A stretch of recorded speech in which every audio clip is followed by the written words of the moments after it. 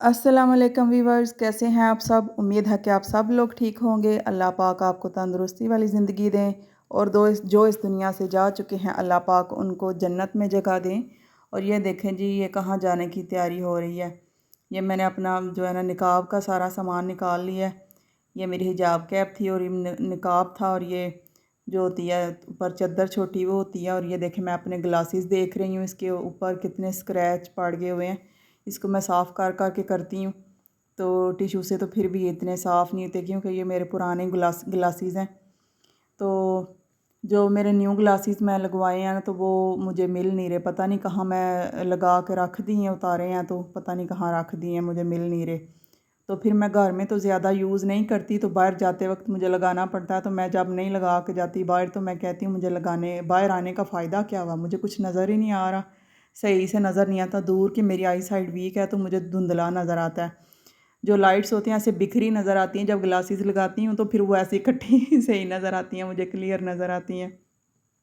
और ये देखें, ये मैं पाकिस्तान से जब अभी आई थी तो शूज़ लेके आई थी, तो ये ना बहुत ही कंफर्टेबल शूज़ थे। तो मैं जब आई थी ग्लासेस मुंह में बार बार आ रहा है, मैं ना सॉक्स पहन के आई थी।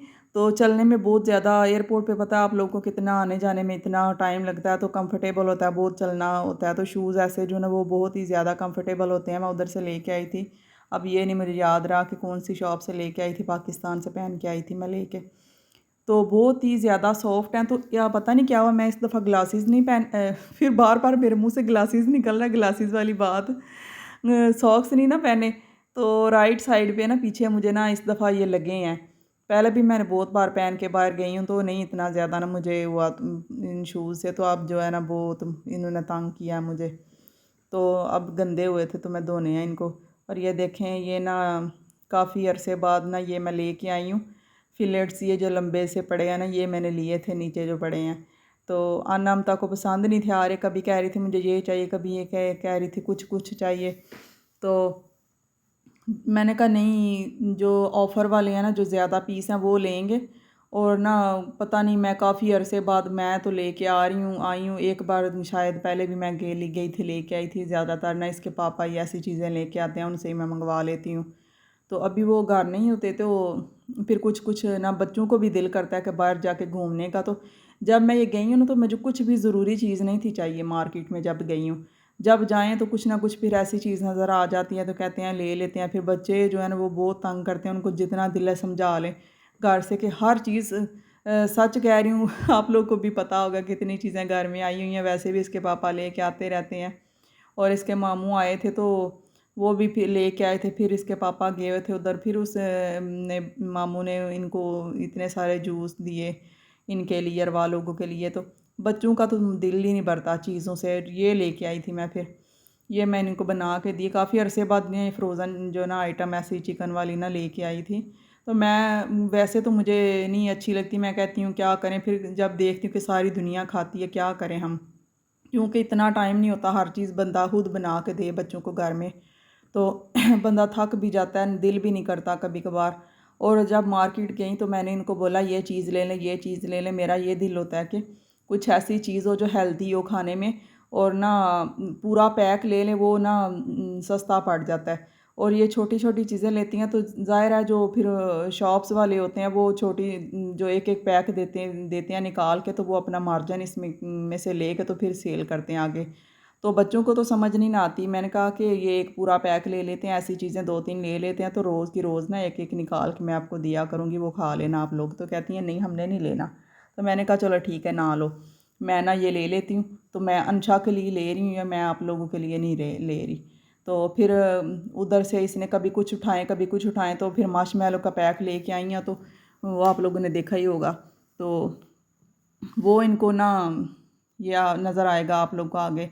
और ये मैं सीज़र मैं लेके आई थी, मेरे पास सीज़र पहले एक दो थी, तो वो छोटी थी कुछ, एक जो है ना वो थोड़ी छोटी थी, और एक जो है ना एक या दो जो थी वो उनके अरवा के पापा ने उसको ख़राब कर दिया, जैसे फ्रिज ख़राब की।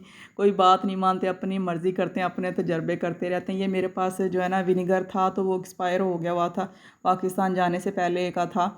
और बिरयानी एसेंस लेके आई थी। मुझे एसेंस जो है ना ये मैं पहले कभी यूज़ नहीं किया, मैंने कहा चलो ना एक लेके जाती हूँ, यूज़ करती हूँ, तो देखती हूँ कैसा इसका टेस्ट आता है। तो ये ये पहले पड़ा है तो ये देखें, ये मैं आपको दिखा रही हूँ जो मेरे पास पहले पड़ा हुआ था, इतना सा था पड़ा हुआ, तो फिर ना एक्सपायर हो गया हुआ, तो मैंने कहा इसका क्या करूँ अब मैं।